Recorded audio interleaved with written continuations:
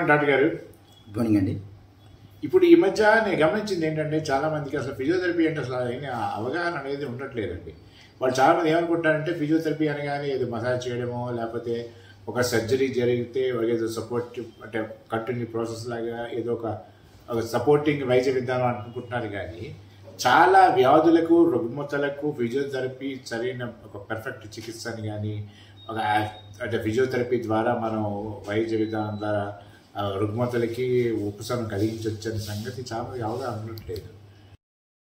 పక్షవాతానికి వీటికి కూడా మన ఫిజియోథెరపీ ద్వారా ఉపశమనం కలిగించవచ్చు, కొంచెం కంట్రోల్ పెట్టడం చాలా ప్రాబ్లమ్స్కి అవి సొల్యూషన్ మనకి ఫిజియోథెరపీ. కానీ చాలా మందికి అవగాహన ఉండట్లే. అంటే ఎక్కడ ప్రాబ్లం ఎక్కడుందని ఒక ఫిజియోథెరపిస్ట్గా మీ అభిప్రాయం ఏంటి?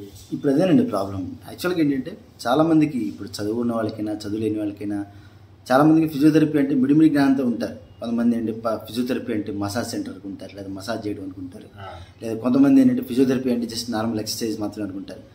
యాక్చువల్గా ప్రతి దానికి కూడా ఫిజియోథెరపీ అనేది ఇప్పుడు మోడర్న్ మెడిసిన్.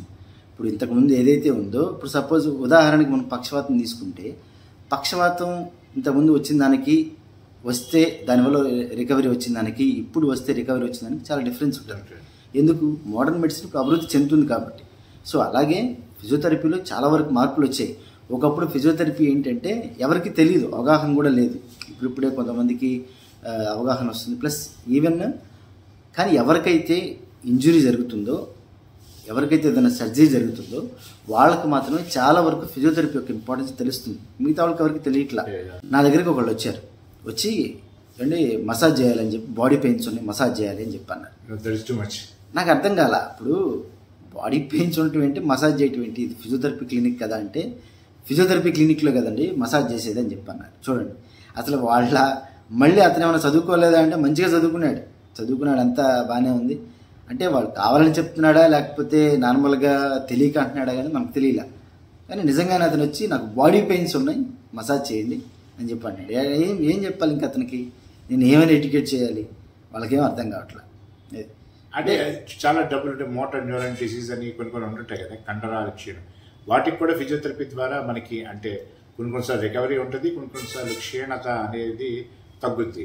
ఇంత పర్ఫెక్ట్ వైద్య విధానం ఉన్న ఫిజియోథెరపీ పట్ల మీరు చెప్పినట్టు ఆ వ్యక్తి వచ్చి ఒళ్ళు నొప్పులకి అసలు కంప్లీట్ అవగాహన రాయొచ్చు అంటే ఈ మాట అంటే మీకు కోపం వస్తుందేమో కానీ మీ ఫిజియోథెరపిస్ట్లో లోపమే ఉందా అవగాహన రాయించడానికి? ఉందండి. ఖచ్చితంగా మీరు ఎడ్యుకేట్ చేయాలి ప్రజలు ఆ విషయంలో. బహుశా ఫిజియోథెరపీ డిపార్ట్మెంట్ వాళ్ళే లేదా ఆ ప్రొఫెషన్ వాళ్ళే, మీరు అసోసియేషన్ వాళ్ళే మరి ఎందుకు నాకు అంత అంటే స్ప్రెడ్ చేయట్లేదు ఈ అవేర్నెస్ అనేది? అసోసియేషన్ ఇప్పుడు ఉదాహరణకి ఏంటంటే ఒక అతను ఉన్నాడు, అతను మసాజ్ చేస్తూ ఉంటాడు అనమాట. పక్షవాతం వచ్చిన వాళ్ళకి మసాజ్ చేస్తూ ఉంటాడు. అతను ఆల్మోస్ట్ ఈ గుంటూరు అంతా కూడా అతను తెలుసు దాదాపుగా.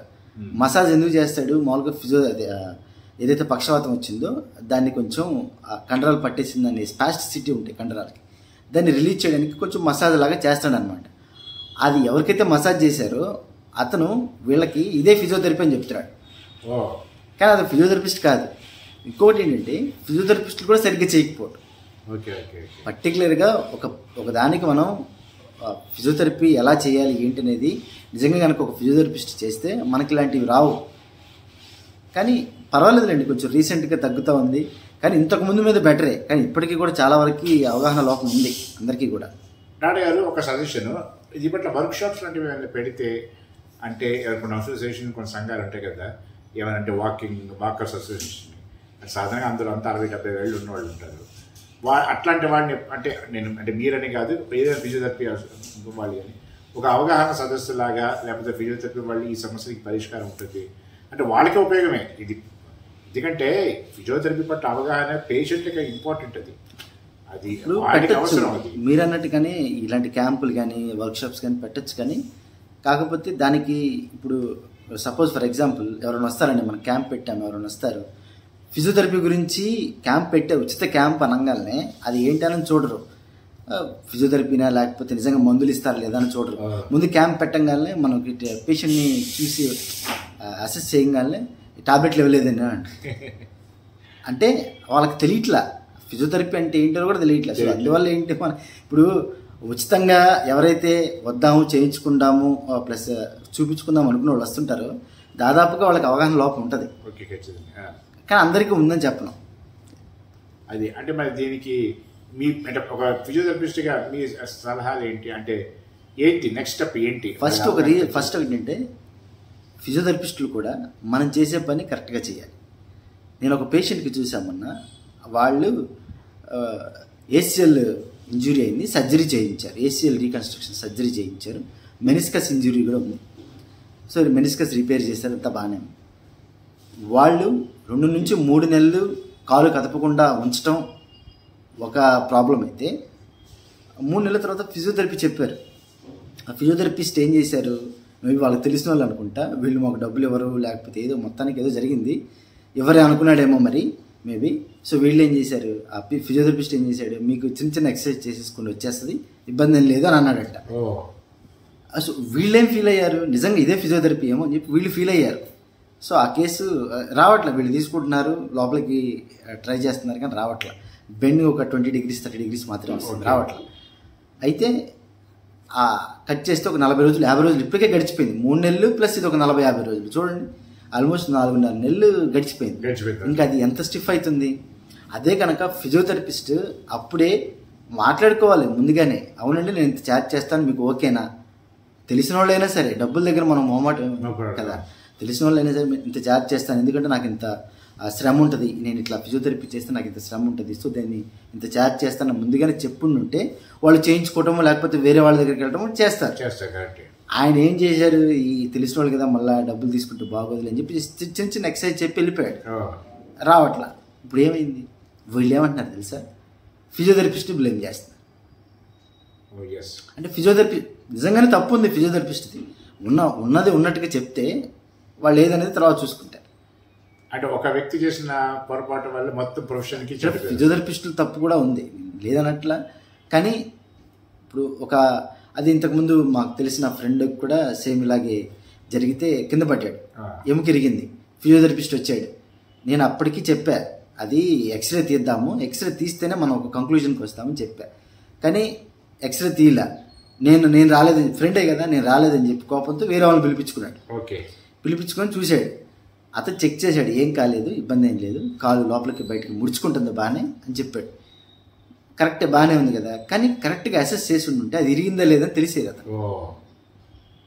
తర్వాత రోజు నేను వెళ్ళా, మరుసటి రోజు ఎక్స్రే తీయలే, అప్పటికి 2 days అయింది కింద పడి, ఎక్స్రే తీయలే. నేను ఎక్స్రే తీయించమని మొదటి నుంచి చెప్తున్నా, తీయలే. ఈ ఫిజియోథెరపిస్ట్ కూడా అట్లాగే ఏం కాలేదండి, ఇబ్బంది ఏం లేదని చెప్పి మిషన్ పెట్టిపోయాడు.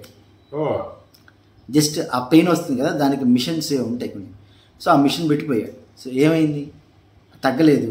సరే అది కాదు ఇక్కడ మెయిన్ అసెస్మెంట్ కనుక కరెక్ట్గా జరిగి ఉంటే, అసెస్మెంట్ ఎట్లా చేస్తాం మనం, ఒకటి డయాగ్నోస్టిక్ టెస్టుల ద్వారా, ఫిజికల్ టెస్టుల ద్వారా మనం అసెస్మెంట్ చేస్తాం.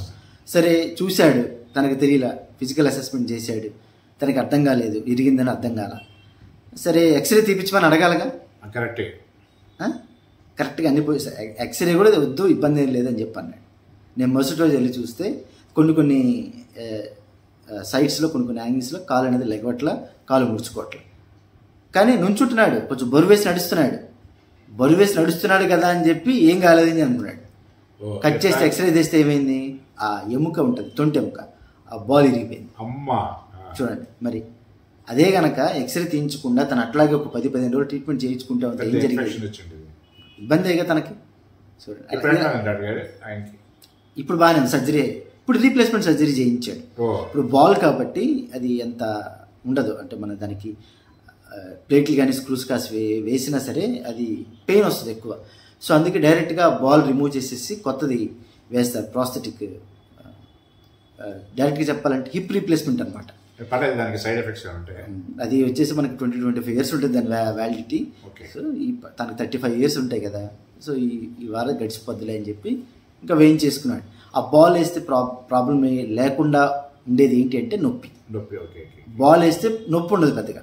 అదే కనుక ఆ ఎముక ఏదైతే ఉందో దాన్ని అటాచ్ చేస్తూ ప్లేట్లు కానీ స్క్రూస్ కానీ వేస్తే నొప్పి వస్తుంది ఎక్కువ. ఈ సర్జరీ ఫాలో అప్గా ఫిజియోథెరపీ కంపల్సరీగా ప్రతిదానికి ఫిజియోథెరపీ ఉంటుంది. ఒకటే చెప్తున్నానండి, ఒక కాయిన్ ఉంటే ఆ కాయిన్కి 2 సైడ్లా, ఒక సైడ్ సర్జరీ అయితే ఇంకొక సైడ్ ఫిజియోథెరపీ. ఓకే ఓకే అంటే సర్జరీ చేసిన ప్రతి ఒక్కరికి ఫిజియోథెరపీ ఇక్కడ మ్యాండేటరీ ఓకే చేయాలి కంపల్సరీగా.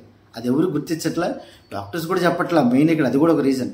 డాక్టర్ ఏం చెప్తున్నాడు, నువ్వు ఎక్సర్సైజ్ చేసుకో వచ్చేస్తుంది. అందరికీ ఇదే ప్రాబ్లం. అది ఎట్లా చెప్తున్నారు అంటే యాక్చువల్ ఫిజియోథెరపీ అంటే శాస్త్రీయ వైద్య విధానం కదా. మరి వాళ్ళకి ఇప్పుడు అదే అంటున్నా నేను. ఏమనుకుంటారు, పెద్ద డాక్టర్ చూసి చెప్తేనే మేము చేయించుకుంటామని చెప్పి వీళ్ళు అనుకుంటారు పేషెంట్. వీళ్ళకి తెలియదుగా యాక్చువల్ పొజిషన్ అనేది, వీళ్ళకి తెలియదు కదా. ఎడ్యుకేట్ చేయాల్సిన బాధ్యత ఎవరిది? ఫిజియోథెరపిస్టులు ఉంది, అటు డాక్టర్స్, సర్జరీ చేసిన డాక్టర్స్తో వాళ్ళు చెప్పరు. ఇప్పుడు నేను మీకు ఇందాక చెప్పాను చూసారా, ఫిజియోథెరపీ ఎక్సర్సైజ్ చేసుకోమని చెప్పాడని. యాక్చువల్గా డాక్టర్స్ కూడా ఏం చేశారు, నీకు నువ్వే చేసేసుకో అని అన్నారు డాక్టర్స్ కూడా.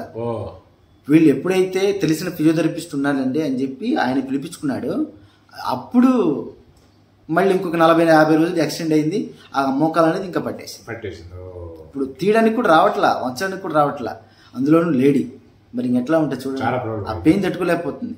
అదే స్టార్టింగ్ స్టేజ్లో నుంచే కనుక కొంచెం చేసి ఉంటే అయిపోయేదిగా, చేయలేదు.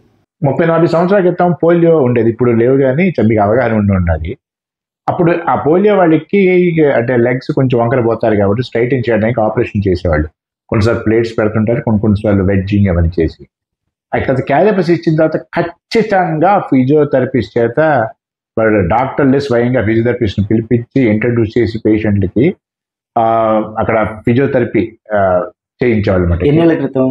ఇది దాదాపు 91, 92, 95, 96 వరకు అండి. అప్పుడే 90s లోనే. అక్కడ మీకు రాణి చంద్రమతి హాస్పిటల్ అని విశాఖపట్నంలో ఈ ఫిజికల్ హ్యాండిక్యాప్ వాళ్ళకి పేరున్న హాస్పిటల్, గవర్నమెంట్ హాస్పిటల్. అందులో డాక్టర్ గారు సూర్యనారాయణ రెడ్డి, ఎవరు కరెక్ట్ పేరు గుర్తులేదు కానీ ఆయన చాలా పాపులర్ అయ్యేది దేశం మొత్తం, భారతదేశం మొత్తం పోలియో పేషెంట్స్. ఎక్కడ నార్త్ ఇండియా, బీహార్, ఉత్తరప్రదేశ్ నుంచి కూడా వచ్చేవాళ్ళు. ఖచ్చితంగా ఆ ఆపరేషన్స్ అయిన తర్వాత పేషెంట్స్ కి ఖచ్చితంగా ఫిజియోథెరపీ ఆయన రిఫర్ చేసేవాళ్ళు. ఖచ్చితంగా అక్కడ ఫిజియోథెరపిస్ట్ పిలిపించి అక్కడే యాక్చువల్గా పెద్ద ఫిజియోథెరపీ సెంటర్ కూడా ఆ హాస్పిటల్ అనుబంధంగా ఉండేది, రాణి చంద్రమతి హాస్పిటల్. పోలియో మీద ఫోకస్ అనమాట. ఇంతే కాకుండా సెయింట్ జోసెఫ్స్ హాస్పిటల్ అనేది అక్కడ ఉంది.